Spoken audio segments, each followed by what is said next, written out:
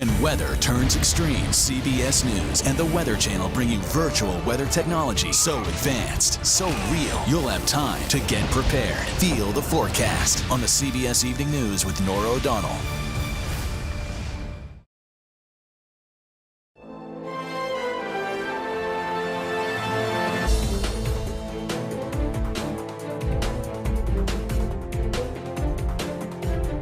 Our side has made it clear that the Senate has until December the 22nd to complete either a full-year funding bill or a short-term CR. We should not move a short-term CR. They should punt it to the new Congress when we'll have the majority in the House. I think President Biden should run for re-election. I would support him. And now, the law requires that interracial marriage and same-sex marriage must be recognized as legal in every state. Was interracial marriage being even debated in this country? They're using the power, I think, of the federal government in ways that will absolutely put religious institutions in difficult spots. Welcome to Red and Blue. I am Major Garrett in Washington. We thank you for joining us. We begin tonight with lawmakers saying they are close to a deal to avoid a possible government shutdown. House and Senate negotiators have agreed on what they call a framework. That's an important word we'll get to in a second. For a long-term spending package. Congress has until Friday night at midnight to avoid a partial government shutdown. The House is set to take up a short-term measure today that would extend funding for a week, that to buy lawmakers more time to negotiate. For more on this, I'm happy to be joined here at the table by CBS News congressional correspondent Scott MacFarlane. Scott, catch us up. Framework is not a deal. Framework is the outline of a deal. That's why it's an important word, frequently used in Congress but not fully understood. Framework is a great distance from a deal. How close are they? Only in Washington is framework considered progress or some type of Herculean accomplishment. It's like having a grocery list and you got the first item, you bought the eggs. You have to do the rest of the shopping still. Yes. So they have some numbers they're throwing around today. We've heard about $800 billion for military spending, defense spending, maybe another $800 billion for everything else. And that's always the balancing act, right? That's where the distance is. Republicans want to skew this more towards military, less on domestic, and Democrats may be pushing for the other way. They've kicked the can down the curb. They're on a trajectory to punt this deadline from December 16th, from Friday to next week, to buy themselves more time. But I'll note this. The House Republican leader, Kevin McCarthy, emphasized several times today he's concerned about any of this, saying the two lead negotiators in the Senate, Pat Leahy, the retiring Democrat from Vermont, Richard Shelby, the retiring Republican from Alabama, are both gone at the end of the year. And House Republicans don't like that two retirees are deciding how to spend hundreds of billions of dollars. And just for the audience's understanding, this would be for the entirety of the next fiscal year, correct? This would buy them all the way through September 30th. The alternative, if they can't iron something out by a week from tomorrow, is that they do something shorter, 1 month or 2 months, which changes the calculus politically so very much. With House Republicans taking the majority in January, going through this again in 2 months gives them wildly more leverage, and Republicans are very aware of that. Perhaps why Senator Mitch McConnell says we're not talking past the 22nd about a long-term deal. We'll do something short then. So, speaking of leverage, Kevin McCarthy, who may or may not be the next Speaker of the House, but he is the leader of the House Republican Conference, talked about this last night. Let's listen.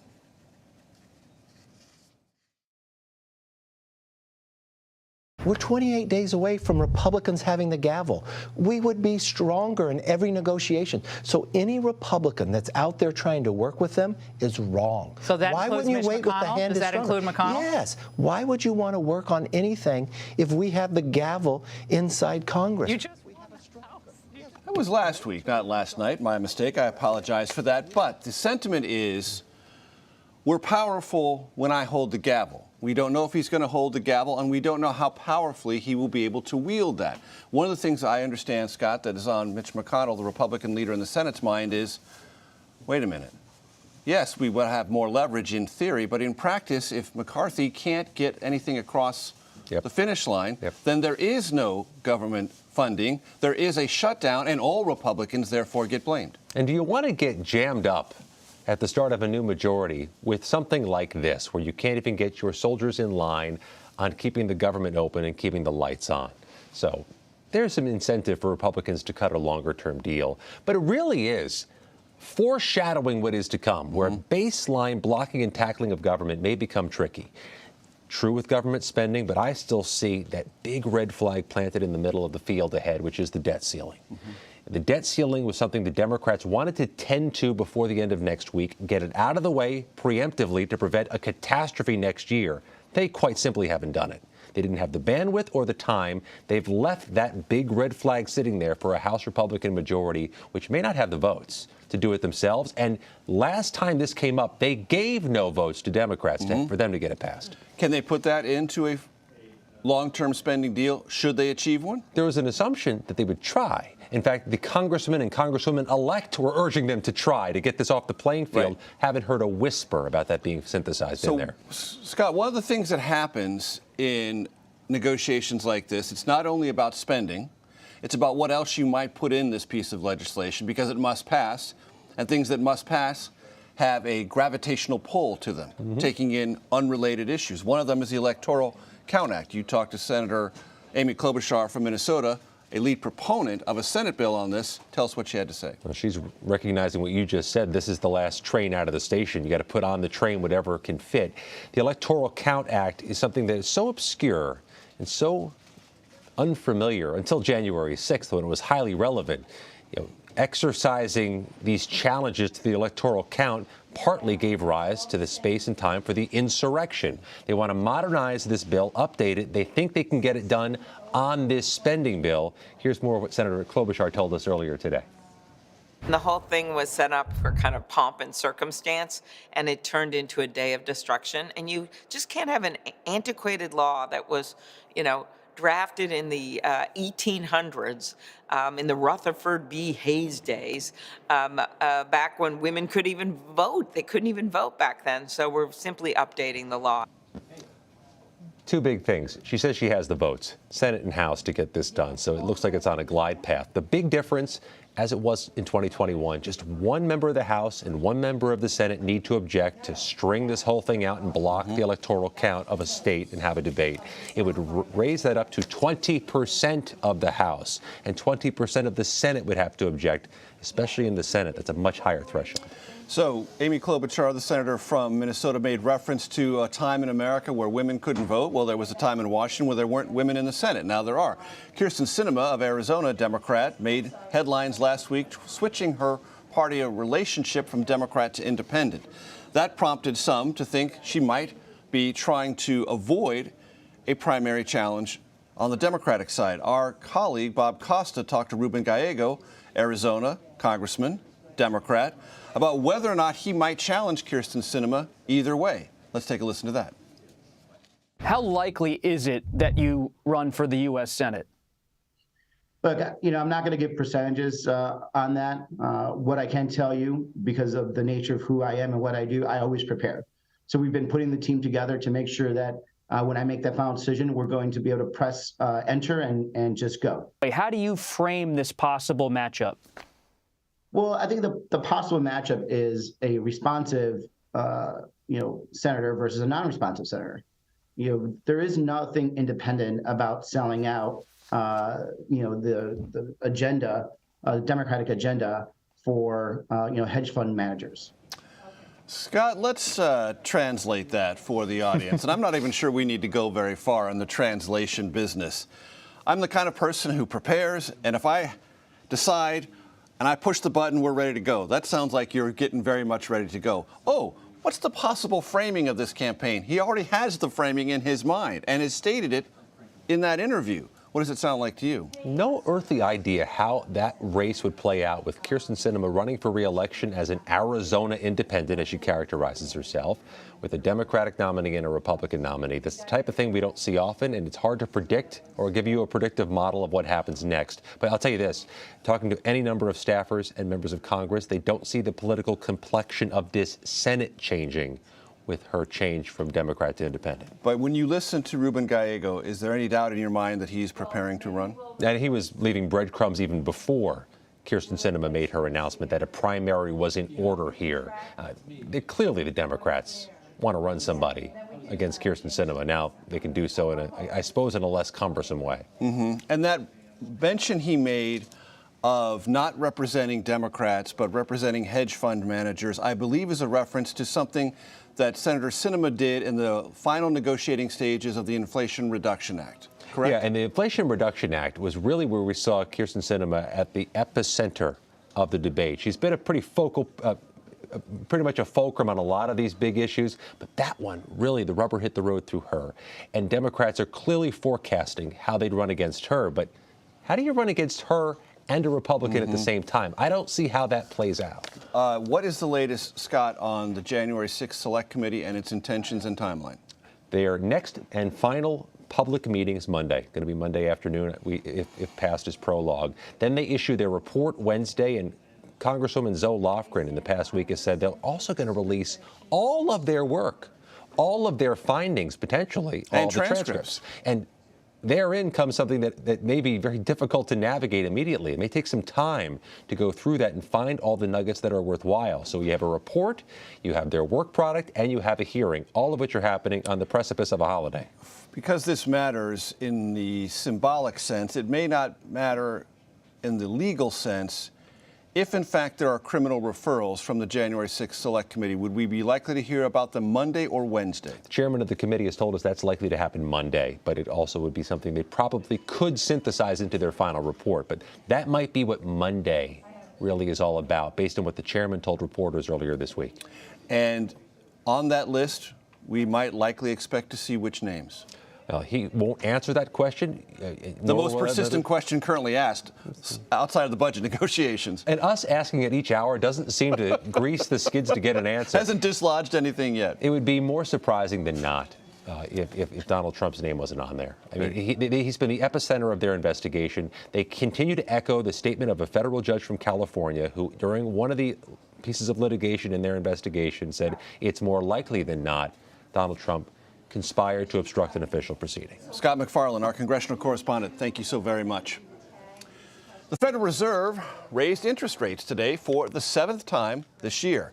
But this latest increase is slightly lower than the ones that preceded it. The central bank boosted its benchmark interest rate by 0.5 of 1 percentage point. The previous 4 rate increases were 0.75 of a percentage point. Today's announcement comes just one day after the most recent Consumer Price Index report showed prices rose less than expected last month. Federal Reserve Board Chair Jerome Powell said earlier today that additional increases should be anticipated next year. Florida Governor Ron DeSantis is expected by many inside and outside the Republican Party to run for the GOP nomination and therefore the White House in 2024. Tonight, well, there's new polling that might encourage him to take that leap. We'll explain next. You are streaming Red and Blue, reporting across the political divide.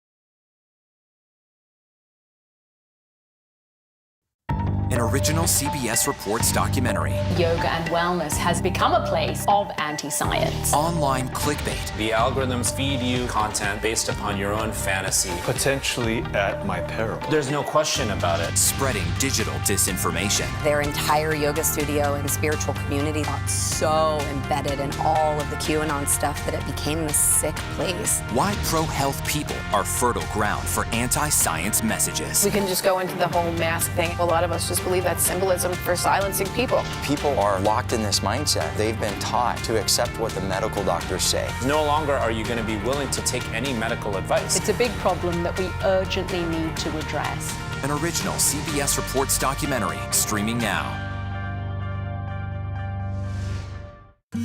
An original CBS Reports documentary. We need to put an end to this territorial status. Will statehood create a better Puerto Rico? So that we have the same quality of life that you see in the States.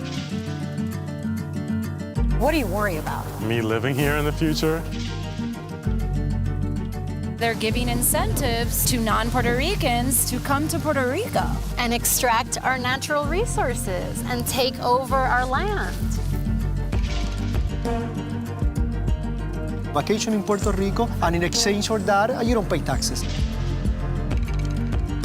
Why would I allow somebody who abused me for 123 years to then consume me? An original CBS Reports documentary, streaming now. When weather turns extreme, states from the plains to the northeast are bracing for more than 2 feet of heavy snow. Every second counts. This is a monster winter storm. CBS News and the Weather Channel bring you virtual weather technology so advanced, so real. There's a wrinkle in the forecast, the accumulating ice. Oh! You'll have time to get prepared. Take precautions before you head out. Feel the forecast on the CBS Evening News with Nora O'Donnell. People from every corner of America facing challenges. Everyone is just looking for some type of connection. Just raise your hand and say, hey, I'd like to help. Coming together to find solutions. We are going to do something about it. Their stories are our stories. Welcome to Eye on America. Stream now on the free CBS News app. We are so excited, we just can't hide it. CBS mornings are, well, everything your morning should be. Let's do it! Let's go! CBS mornings, starting at 7. Stories that inform, inspire, and brighten your day. The best part of fame is making people feel good. Make every day a little more like Sunday morning. Here comes the sun. Stream now on the free CBS News app. Welcome back to Red and Blue. I am Major Garrett. A new poll from the Wall Street Journal appears to be good news for Florida Republican Governor Ron DeSantis. The survey shows DeSantis now leading former President Donald Trump 52% to 38% among likely Republican primary voters. The Florida governor also has a higher favorability rating among that group than the former president. For more on all this, we are joined by the Florida bureau chief at Politico, Matt Dixon. Matt, it's great to see you.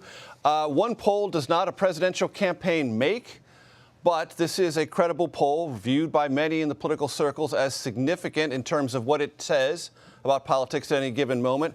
How do you imagine the DeSantis team is digesting this particular one? Well, snapshots are important, but they're not the entire story, as you alluded there.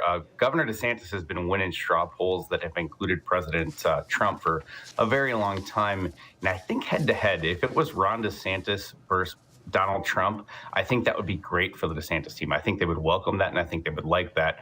The thing to watch, I think, moving forward, and as we enter a potential, Republican primary ecosystem, is how much of the MAGA or America First base that President Trump is going to continue to hang on to. And by that, I mean the people who are never going to leave him no matter what. Because if it's a 6 or 7 or 8-way primary in those early states, there's going to be a built-in layer of Republican, primary voter that's not going to leave President Trump. And how to navigate that when the rest of the vote is sliced up is going to be a really key challenge for the DeSantis team. How do you believe the governor will use a special session coming up and next year's full legislative session to increase either his visibility or place on the tout board, if you will, accomplishments that those in the MAGA movement and Republicans writ large might want to cheer or applaud? Well, Ron DeSantis does have a really good sort of internal political radar. So he's used his last, and especially after sort of the height of the pandemic, he's used his growing platform to tout things like, parental choice versus, sort of school, teachers unions, ESG, some of the major issues today that are playing really well with the Republican base. The past 2 legislative sessions here in Florida, Governor DeSantis has really amplified some of those things. And I would expect the same thing moving forward. We're going to have things like open carry from a firearm standpoint. I would imagine there's going to be a post-Roe abortion bill here again. So I think what we're going to expect moving forward is a lot of what we've seen already, which is DeSantis playing into sort of red meat pieces of legislation, but ones that work really well with the Republican base because it's a segment of the voters he has a really good feel on. So, Matt, in that vein, there's some sound recently from the governor talking about legislation that he wants to pass, and he will have a large Republican majority that might actually follow him on this to protect doctors and those in the medical community who question the efficacy of vaccines. Let's listen to a soundbite from the governor on that. We are actually going to be moving through the legislature this year in the upcoming legislative session in the spring, a bill that actually protects physicians' First Amendment rights, that it protects their right to dissent from orthodoxy and from the establishment. How do you think that plays? And is there a clamoring in Florida to be either anti-vax or skeptical of vaccines? Well, the specific anti-vax versus skeptical of vax is sort of hard to suss out with the electorate here. What I would say is Ron DeSantis just won by almost 20 points, which in Florida, a state known for recounts and 2000, that whole debacle is a massive historic number. So Governor DeSantis feels like he really has a mandate right now, and he's going to lean into that. The Republican electorate here really likes DeSantis, but I think it's more nuanced than the midterms would indicate on things like vaccines. But DeSantis himself has sort of had an evolution on the issue. I mean, very early in 2021, he was going on Fox News and actually hosting events to give vaccinations to World War II veterans live on television. So he really leaned into the vaccines for a while, but he has now kind of gone the complete other direction. He's asked Florida Supreme Court to impanel a grand jury to investigate some what he calls misinformation associated with the vaccines. So there's been an evolution with DeSantis on vaccines, and I think what you just highlighted there is sort of the latest iteration of that. And Matt, it was a historic moment at the White House earlier this week when President Biden signed the Respect of Marriage Act. Governor DeSantis has weighed in on that and did so skeptically, if not hostilely. Let's take a listen to that. They're using the power, I think, of the federal government in ways that will absolutely put religious institutions in difficult spots if you have people that are so inclined to be very aggressive against that. Matt, does that also sound like a Republican primary electorate message? Without question. But there are two things I think to suss out there. It is absolutely speaking to a potential 2024 Republican primary electorate. But also, I do believe that is who DeSantis is, Governor DeSantis is to kind of his core. He is, was a conservative member of Congress when he was there. He's been conservative in a lot of these issues since he's been governor. So I think two things can be true. I think for his team, he'd use an answer like that as good politics, but I don't think he's necessarily doing it for show or just to pander politically. I do think to his core, some of his comments there are who he is and where his belief structure is. So, Matt, I want to ask you, since you're in Florida, those of us who remember Ron DeSantis' first bid for governor, remember that was a very, very close race. And as you mentioned, it was not at all close. It was historically large in terms of a landslide victory. Does that speak more to DeSantis' qualities as a leader and a political figure, or something that's going on with Democrats in Florida that is potentially long-term, meaning it is declining in importance in Florida, and Florida is becoming now reliably a red state? Right. Under the banner of broken record, I'm going to again say both things can be true, because Governor DeSantis has become a national figure. He's very powerful. Republicans here love him. But his quick ascent, he had a recount in his first race. In 2018, he won by like 40,000 votes out of several million cast. It was very close. And he just won by almost 20 points. So that can't happen unless you have an ascendant politician who really knows his base well, but also a complete cratering of his opposition. And Democrats here, the number that a lot of people are pointing to, and I think is very instructive, in 2018, the last midterm here in Florida, national Democratic organizations, the Democratic Senatorial Campaign Committee, those organizations that fund Democrats nationally, spent almost $60 million here. This year, 4 years later, they spent less than $2 million. So essentially, Democrats nationally are kind of signaling they're giving up on Florida from their national map. They can get to the White House through the Midwest. They don't need Florida anymore. And I think it was sort of a perfect storm of DeSantis being very powerful, popular, and sort of ascendant, and his political opposition essentially going away. And that's what we saw in the 2022 midterms here in Florida. Matt Dixon, thank you so very much. Thanks for having me. Amid the congressional to-do list, there was time for just a bit of pageantry today. How the Hill honored outgoing Speaker Nancy Pelosi. That's next. You are streaming Red and Blue.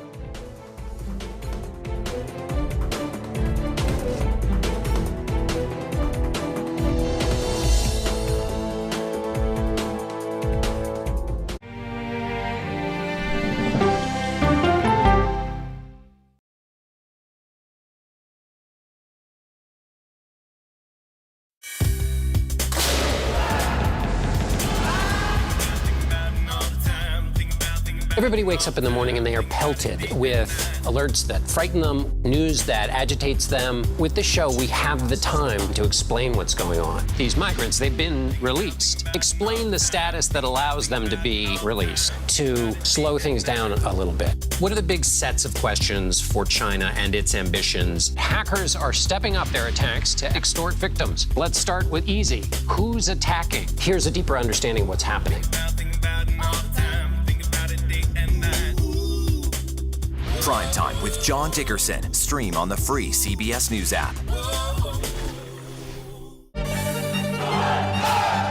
An original documentary from CBS reports tensions rising between a powerful country and a vital island. The supply of this technology came grinding to a halt. The world would grind to a halt. Absolutely. As Taiwan faces threats and aggression, Taiwan is on the front line, and we understand our responsibility as a democracy. We cannot fall. CBS News examines whether they can defend themselves. Putin, Ukraine, China, Taiwan, they are manifestations of the battle between autocracy and democracy. And that is a fight that we're all engaged in. Defending Taiwan, now streaming on the free CBS News app.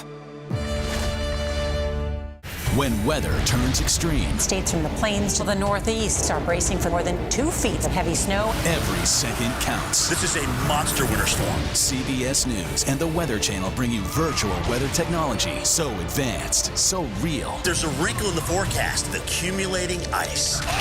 You'll have time to get prepared. Take precautions before you head out. Feel the forecast on the CBS Evening News with Nora O'Donnell.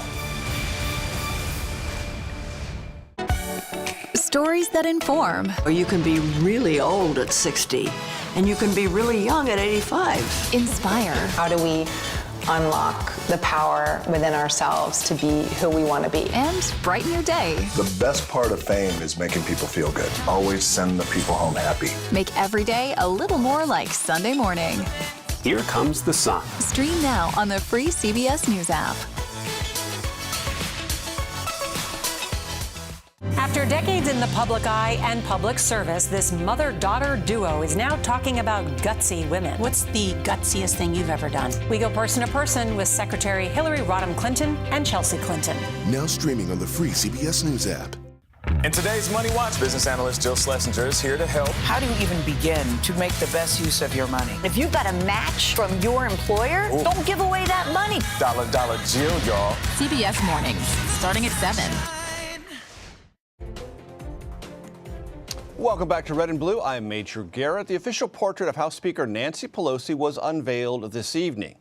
Pelosi, 82, became the first woman to serve as Speaker of the House in 2007. She returned to that post, also historically, in 2019. During her time as Speaker, Pelosi challenged Bush administration efforts to privatize Social Security, won approval of the Affordable Care Act under President Obama, and most recently helped pass sweeping climate change legislation, just to name a few of her legislative accomplishments. Pelosi announced her retirement from congressional leadership last month, but says she will continue to represent California's 12th district. Lawmakers congratulated her today. Nancy Pelosi has made the world a better place for countless women and girls from all walks of life. My girls told me, tell the Speaker how much we admire her. Everything that was said here about what we accomplished would not have been possible without the courage of our colleagues. Pelosi's portrait will hang in the U.S. Capitol. New York Representative Hakeem Jeffries has been elected to succeed her as House Democratic leader. Jeffries will be the first black lawmaker to head a major political party in Congress. Today marks 10 years since the Sandy Hook Elementary School mass shooting. 20 first graders and 6 educators were killed when a gunman opened fire at the Newtown, Connecticut school in 2012. The White House has been illuminated tonight in honor of those victims. In a statement marking the solemn anniversary, President Biden said the U.S. has made some progress in addressing gun violence, but said it should have, quote, societal guilt, unquote, for not doing more to prevent mass gun tragedies. That does it for today. You can stream Red and Blue Monday to Thursday at 5 p.m. Eastern. And a reminder, If you want to watch previous episodes of the program, you can see them anytime on the CBS News website. Just head to cbsnews.com/red and blue.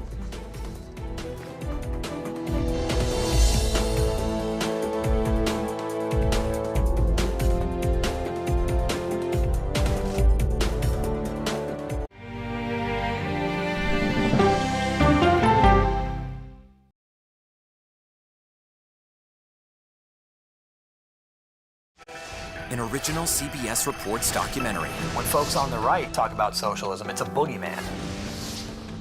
Socialists are always going to promise you free tuition, free healthcare, free everything, but they will never promise you freedom. I think of socialism as government control.